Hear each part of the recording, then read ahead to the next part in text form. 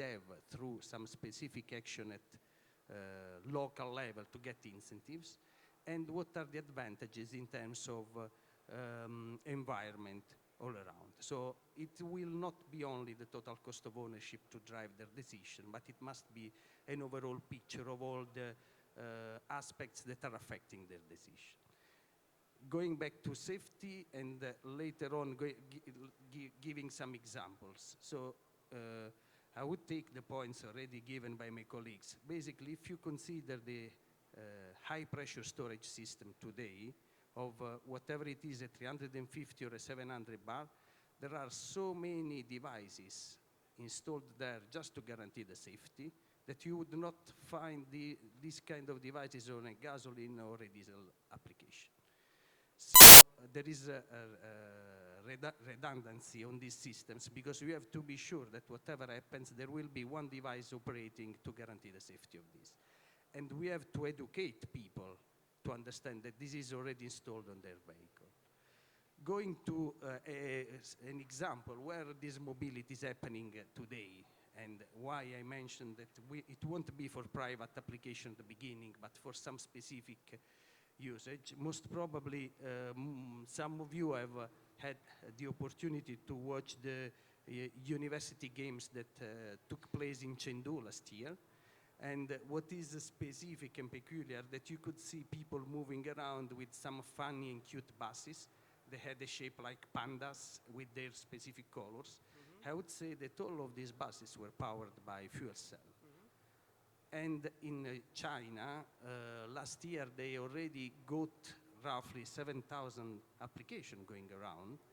And we as a company, that we are not getting the 100% of the share of what is happening there for fuel cell, in the last 2-3 years already powered more than 10,000 applications. And all of them are not private applications, are buses or some specific logistics hub where you can take under control the filling spot. And I will just close. I see that time is running out. What is helping hydrogen usage is that when you go to refill your vehicle, you take exactly the same time that you take with the gasoline or a diesel application. You don't have to wait, like for some cases, for natural gas or for electric vehicle. So in that case, you have to pay attention on the way you do the filling, because there are some technical things that we as engineers have to take in account, but you don't have to waste your time waiting for your vehicle to be refilled. Okay, just to close, the message is in order to implement the hydrogen mobility, we definitely need a sort of support from politics. Okay, let's consider to be a G7. Okay, this is the meeting of the Ministry of Environments of European country. Ursula is seated there, Georgia is seated there, all the ministers are seated there. You have 30 seconds just to send a message to Ursula and to all the politicians what to do. 30 seconds and not 30 minutes. 30 seconds, because a politician more than 30 seconds is too long. So let's say just a message, and then to what to do from the, let's say, political point of view or economical point of view to support really the hydrogen mobility. And to support hydrogen mobility, don't have individually funded demonstration projects that have an end date, and then you have to start over again in a few years in a new city with essentially the same project. Work out what you want, work out all the steps to get there, and if they're not going in the direction you want, be prepared to pivot and adapt. okay, working together. Ilaria, what is the message? If you really want to decrease CO2, we have to start from something without CO2. So think about hydrogen. Good message. Okay. Andrea.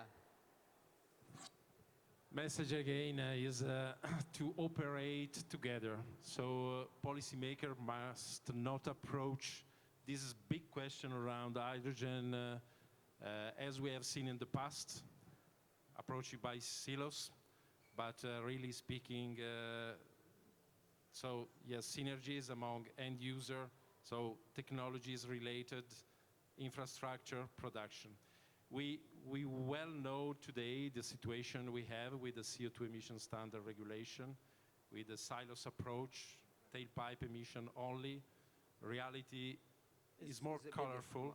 Yeah. and hydrogen must run together, no? Because we have understood today anyway that gray hydrogen is not putting a concrete answer today. Okay. So this is key.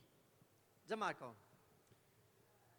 Please set the goals, but not set the way in which we can achieve this goal. Let's engineering teams, science, to really work on their own to define what is the best way to achieve the goal. So we're talking about technological neutrality, and I think that this is what we ask to the politician, to let the engineers do the engineers, and let the politicians who set the goals, that in this case is decarbonization. Okay. Danilo. Yes, similar way. So